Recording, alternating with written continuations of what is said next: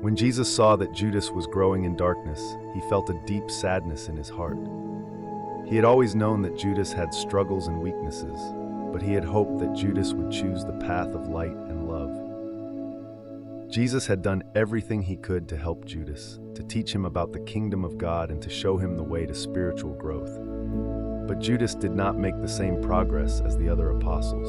Instead, he allowed darkness to enter his soul. Jesus was not angry or vengeful towards Judas.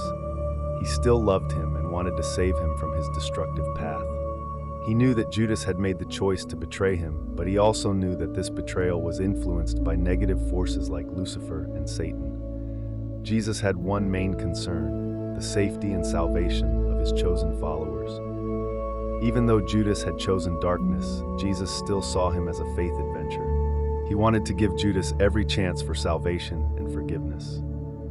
Jesus knew that divine warnings and teachings could not always change a person's heart if they were not willing to receive and live by them. He had hoped that Judas would choose love and loyalty, but he respected his freedom to make his own choices.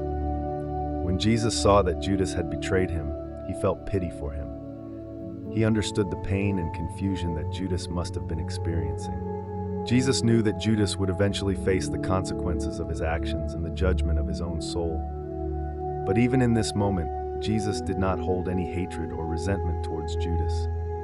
He still saw him as a beloved child of God who had lost his way. The betrayal of Judas was a great shock to the other apostles. They were hurt and confused by his actions, but Jesus reminded them not to let their hearts be troubled. He assured them that all things would work together for the glory of God and the salvation of humanity. In the end, Jesus felt a mixture of sadness, compassion, and a deep desire for Judas to find redemption. He knew that Judas had made his choice, but he still held hope that one day Judas would find his way back to the light. Jesus' love and forgiveness were always there for Judas, even in his darkest moments.